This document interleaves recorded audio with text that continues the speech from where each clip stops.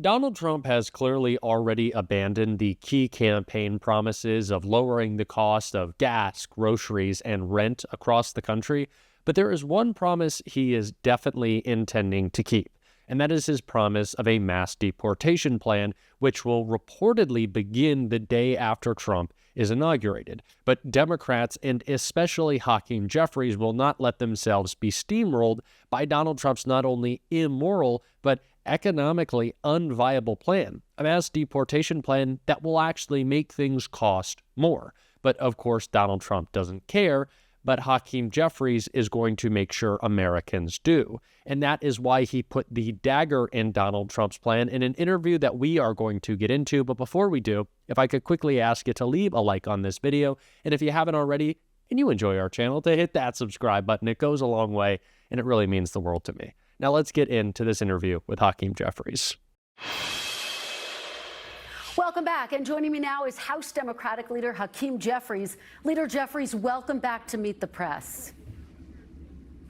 Good morning. Great to be with you. Well, it's an honor to have you here on a very big Sunday. I do want to start in the Middle East and that ceasefire agreement between Israel and Hamas. As you know, in this extraordinary move, the outgoing Biden administration and incoming Trump administration did work together to try to secure this ceasefire agreement. Since then, we have seen both Mr. Biden and Mr. Trump try to take some credit for this deal. Let me ask you, Leader Jeffries, do you believe that President-elect Donald Trump deserves some credit for this ceasefire agreement?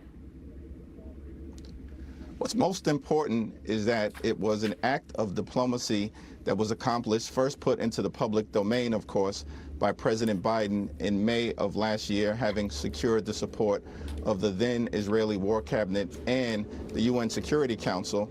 We're thankful that Israeli hostages and American hostages are on the way home. Humanitarian assistance will be surged into Gaza to provide relief to Palestinian civilians, and that the foundation will be laid for a path to a just and lasting peace with a safe and secure Israel. Just to the bottom line point, though, Leader Jeffries, do you believe that President-elect Trump also deserves some of the credit for getting this deal over the finish line? How do you see it? I think that'll be a question that historians will have to answer moving forward. Right now, we should be focused on making sure that phase one of this plan is fully implemented, and that we can move to phase two and phase three as it relates to the reconstruction of Gaza, making sure that Hamas is completely and totally eradicated, and that there's a path toward a just and lasting peace. All right, let's talk about the Trump agenda. President-elect Trump's mass deportation operation is set to begin as early as Tuesday. Obviously, the details still being hammered out. He told me he plans to start by focusing on undocumented immigrants with criminal histories. Do you support the raids that are expected to take place this week in major cities? We have a broken immigration system, and we certainly need to fix it, and fix it in a comprehensive and bipartisan manner. That should begin by making sure we secure the border, and House Democrats have made clear that we are ready, willing, and able to work with the incoming administration to get that done in a bipartisan manner. With respect to undocumented immigrants, what America needs is for the incoming administration to focus on violent felons, not breaking up families. So you would support removing violent felons first in these raids that are expected in major cities across the country? I support the current administration and the incoming administration doing what's necessary to ensure the safety and security of communities throughout the United States of America. And that obviously entails focusing on the removal of violent felons who threaten the well-being of the American people. You heard me just talk with House Speaker Mike Johnson about the price tag that is anticipated to be associated with this mass deportation plan. Leader Jeffries, are you prepared to vote yes to support this plan to pay for this mass deportation effort? What we're prepared to do is to focus on the issues that matter. And first and foremost, that means driving down the high cost of living in the United States of America. Housing costs are too high, grocery costs are too high, insurance costs are too high, utility costs are too high, childcare costs are too high. America is too expensive. And what we need to do is to drive down the high cost of living and build an affordable economy for hardworking American taxpayers. We haven't seen any ideas, any plans, any bills put forward by our Republican colleagues in the House to get that done. We're anxiously awaiting something to show that they're serious about that effort. And no decision yet on whether you'll support that mass deportation plan?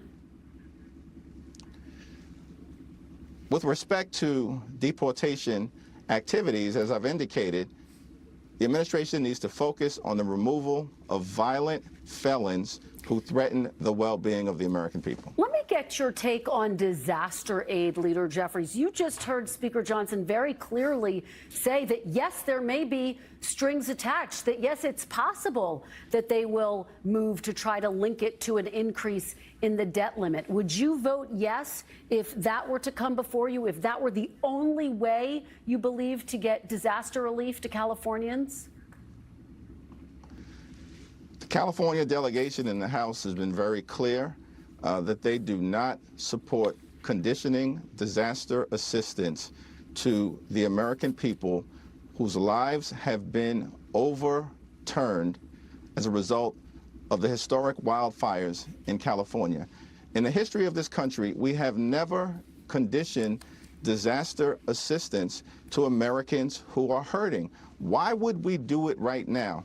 Here's the answer in terms of why House Republicans are proposing to do just that. House Republicans want to pass massive tax breaks for billionaires and wealthy corporations to benefit the wealthy, the well-off, and the well-connected, and to stick the bill with working class Americans and those in the middle class who they claim to want to support. That is not an effort. That is not a scheme that Democrats will support.